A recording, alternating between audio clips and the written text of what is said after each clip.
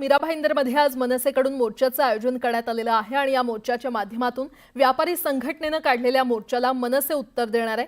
तत्पूर्वी पहाटे 3 वाजताच मनसे नेते अविनाश जाधव यांना पोलिसांनी ताब्यात घेतलंय। मध्यरात्री 12 वाजल्यापासून जाधव यांनी मीरा भाईंदरमध्ये येण्यास मनाई करण्यात आली होती। तर अविनाश जाधव यांना पोलिसांनी सकाळीच ताब्यात घेतलेलं आहे। काशीमीरा पोलिसांनी पहाटे 3 वाजता अविनाश जाधव यांना ताब्यात घेतलं। मीरा भाईंदरमध्ये मनसेकडून आज मोर्चा काढण्यात येणार आहे आणि या संदर्भात अधिक माहिती देत आहेत आमचे प्रतिनिधी विजय देसाई आपल्यासोबत जोडले गेलेले आहेत। विजय, आज मनसेकडून मीरा भाईंदरमध्ये मोर्चाचं आयोजन करण्यात आलं, मात्र सकाळी पहाटे 3 वाजताच अविनाश जाधव यांना ताब्यात घेण्यात आलेलं आहे, त्यामुळे आता हा मोर्चा नक्की होणार आहे की नाही, कसं स्वरूप असेल, काय अपडेट?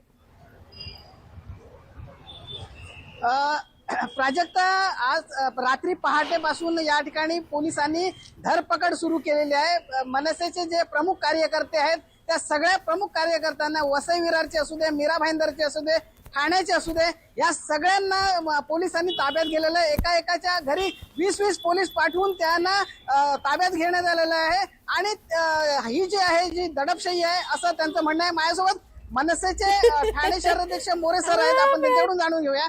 काय सांगाल, काय चाललंय? तुम्ही एकदम बरोबर बोललात सर। सकाळी ज्या वेळेला 3 वाजता सन्मान्य जिल्हाध्यक्ष अविनाश जाधव साहेबांना घ्यायला आले, आम्हाला फोन आला। आम्ही ज्या वेळेला गेलो, मला आजूबाजूच्या एका सोसायटीतून फोन आला की जाधव साहेबांच्या घराखाली खूप पोलीस आलेत। मला नक्की, आम्ही ज्या वेळेला पोहोचलो, मला नक्की कळेना की झालंय काय। एवढे पिंजरा वगैरे पोलीस, मोठ्या प्रमाणात फौजफाटा होता। अरे असं गुन्हा काय करतात ते? मराठी माणसाला एकत्र आणि गुन्हा आहे का? जर मराठी भाषेला अभिजात दर्जा तुम्ही दिलाय, मग त्या मराठी भाषेचा मान तुम्ही ठेवता का? मराठी बोलली जाते का? मराठी माणूस बोलायला गेला की मराठीत बोल, तर त्याच्या उद्धट बोलायचं, आणि उद्धट बोलणाऱ्याला नंतर मारामारी झाली की त्यांना सांगायचं, त्यांच्या विरोधात मोर्चे काढायचे, त्याला परवानगी लागत नाहीत। आणि या महाराष्ट्रामध्ये मराठी लोकांना एकत्रित येण्यासाठी परवानगी लागते आणि रीतसर परवानगी मागून सुद्धा परवानगी दिली जात नाही। हे दुर्दैव आहे की आम्हाला कळत नाही की आम्ही नक्की महाराष्ट्रात राहतो का। महाराष्ट्रात राहून मराठी माणसाला मान सन्मान कुठे नाहीये। हे सरकार नक्की कोणाचं आहे? नक्कीच मराठी माणसाचं आहे का? मी या सरकारचा जाहीर निषेध करतो की या सरकारला मराठीचं काही पडलेलं नाही। यांना मताचं राजकारण पाहिजे आणि याच्यासाठी ते हिंदी भाषिक लोकांना पाय गाड्या घालतात। काय सांगाल, या ठिकाणी जे ज्याप्रमाणे धरपकड सुरू केलेली आहे आणि आता तुमचा मोर्चा होणार आहे का? नक्की मोर्चा नक्की होणार। इकडचे जे पदाधिकारी आहेत, बऱ्याचशा पदाधिकाऱ्यांना इथे पकडापकडी चालली आहे, परंतु मी पुन्हा सांगतो, हा काय मनसेचा मोर्चा नाहीये, हा मराठी एकजुटीचा आहे, मराठी माणसांचा आहे। आता मराठी माणसं उतरतील, पण ह्यांनी ज्या पद्धतीत पोलिसांनी जी छावणी केली आहे, म्हणजे खाली कोणाला उतरूनच द्यायचं नाहीये। उतरला की तुम्ही बोलल्याप्रमाणे बरोबर आहे, एकेकाच्या घरी 20-20, 25-25 पोलीस जात आहेत, कसा निघणार? पण ही दडपशाही आहे। उलटा मराठी माणूस आणखीन संतापलाय या सगळ्या गोष्टी बघून। तुमच्या माध्यमातून तुम्ही बघताय, आज मीरा भाईंदरला काय छावणी आहे पोलिसांची, तुम्ही पहा, तुम्हाला कळेल या सरकारचा काय जुलूम आहे मराठी माणसावरती, ते देखील तुम्ही दाखवा। या ठिकाणी जो मोर्चा होणार आहे, या मोर्चात जो अगोदर काढण्यात आला होता, जो व्यापाऱ्यांनी काढला होता, त्याबद्दल काय सांगाल?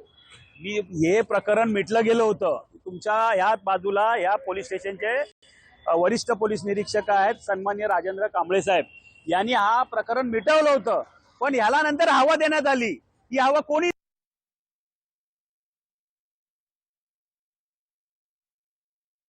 तर एक प्रकारे मनसैनिक आक्रमक झालेले आहेत आणि मोर्चा निघणार असं त्यांनी म्हटलेलं आहे। अविनाश जाधव यांना पोलिसांनी ताब्यात घेतल्यानंतर मनसैनिक आक्रमक झालेत। विजय, अपडेट घेत राहू, तुर्तास धन्यवाद। आणि महाराष्ट्रात मराठी माणसाच्या मोर्चाला परवानगी मिळत नाही, हे कुठलं सरकार आहे? महाराष्ट्राचं सरकार आहे का गुजरातचं सरकार आहे? आणि त्यांना काय वाटलं आमच्या नेत्यांना अटक केली तर मोर्चा निघणार नाही? जर आमच्या नेत्यांना तुम्ही अटक करताय, मोर्चापासून अटकाव करताय, तर महाराष्ट्रातला सामान्य मराठी माणूस या मोर्चाचं नेतृत्व करेल आणि मोर्चा निघेल म्हणजे निघेल। किती मराठी माणसांना तुम्ही नोटीस देणार आहात आणि किती मराठी माणसांना अटक करणार ते एकदा सरकारने आम्हाला सांगावं। केवळ परवानगीच नाकारलेली नाहीये, तर प्रतिबंधात्मक कारवाई देखील सुरू केलेली आहे। मध्यरात्री अविनाश यांना उचलण्यात आलं आणि आता अनेक वसई विरारचे पदाधिकारी असतील त्यांना देखील पोलिसांनी उचलायला सुरुवात केलेली आहे। नाही, मला तेच विचारायचं आहे की ही कुठली दडपशाही आहे? एका ठिकाणी परवा काहीतरी तो आणीबाणीच्या विरोधात दिवस साजरा केला ना भाजपची, मग ही आणीबाणी नाही आहे का? म्हणजे महाराष्ट्रात मराठी माणसांनी मोर्चा नाही काढायचा आणि गुजराती माणसांच्या मोर्चाला परवानगी. हा दहशतवाद आहे सरकारचा. या दहशतवादासमोर आम्ही झुकणार नाही. तर आमच्या नेत्यांना अटक केली आहे. तर महाराष्ट्रातला मराठी माणूस, सामान्य मराठी माणूस या मोर्चाचं नेतृत्व करेल, पण मोर्चा निघेल. बरेच नेते आपले खरं तर आतमध्ये आहेत, आज बघितलं. असं असतानाही मोर्चा निघणार काय असेल म्हणजे मनसेचे नाही, भूमिका? मराठी माणूस काढेल ना मोर्चा. शेवट मोर्चा कोणासाठी होता? मराठी माणसासाठी होता आणि सामान्य मराठी माणूस नेतृत्व करेल. या मोर्चाचं नेतृत्व सामान्य मराठी माणूस करेल, पण मीरा रोड भाईंदरमध्ये मोर्चा निघणार.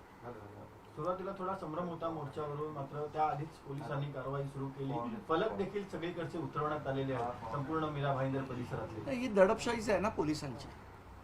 म्हणजे एका ठिकाणी व्यापाऱ्यांना खुली सूट द्यायची, नरेश, सुरेश, परेश सगळ्यांना खुली सूट द्यायची आणि मराठी माणसांना आत टाकायचं. भोगतील परिणाम याचे.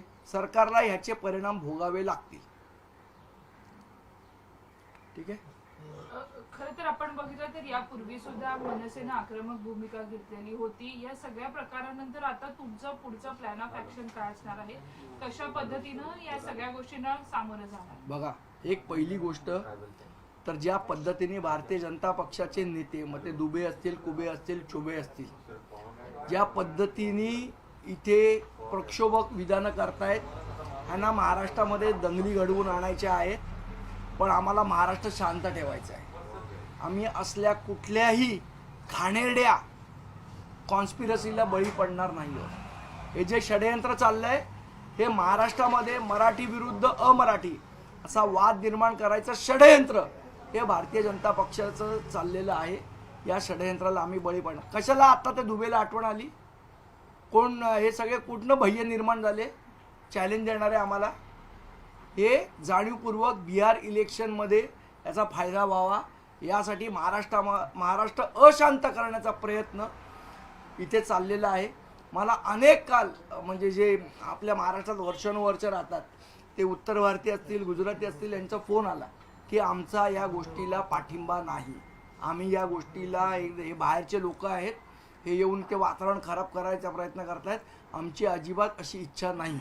अशा पद्धतीचे फोन आले आणि हे भारतीय जनता पक्षाचं षडयंत्र आहे म्हणून या प्रकारची भडक वक्तव्य देऊन माती भडकवण्याचा प्रयत्न हा भारतीय जनता पक्षाकडनं होताना दिसतोय. दुबेंवर काही कारवाई व्हावी अशी मागणी कोणावर? दुबेंवर. हा दुबे आहे कुठे? बिहारला बसून इथे बोलणार महाराष्ट्राबद्दल? त्यांना माहिती आहे इथे लोक राहतात. इथल्या लोकांना त्रास व्हावा, महाराष्ट्राचं वातावरण मराठी विरुद्ध अमराठीत तयार व्हावं आणि त्याचा फायदा येणाऱ्या इलेक्शनमध्ये उचलावा यासाठी हे भारतीय जनता पक्षाचं षडयंत्र चालू आहे. या षडयंत्राला आम्ही बळी पडणार नाही हे अतिशय सुस्पष्टपणे सांगतो. यूपीमध्ये देखील अशा प्रकारचं झालेलं की मराठी माणसाला कुठेतरी भोजपुरी बोलावं यासाठी त्या ठिकाणी मी तुम्हाला सांगितलं नाही, सगळं षडयंत्र आहे. दंगली घडवण्याचं षडयंत्र आहे. भाजपने आत्तापर्यंत दंगली घडवूनच निवडणुका जिंकलेल्या आहेत. त्यामुळे पुन्हा एकदा हे, पण आम्ही महाराष्ट्र अशांत होऊ देणार नाही. आम्ही महाराष्ट्रात आम्हाला शांती पाहिजे आणि असे वाद जर पेटवण्याचा प्रयत्न करत असतील तर मला असं वाटतं सरकारने त्याच्यावर योग्य ती कारवाई केली पाहिजे. आम्हाला धमक्या देत आहे ना, कायदा सुव्यवस्था राखली पाहिजे, मग त्यांना पण जाऊन सांगावं सरकारनी.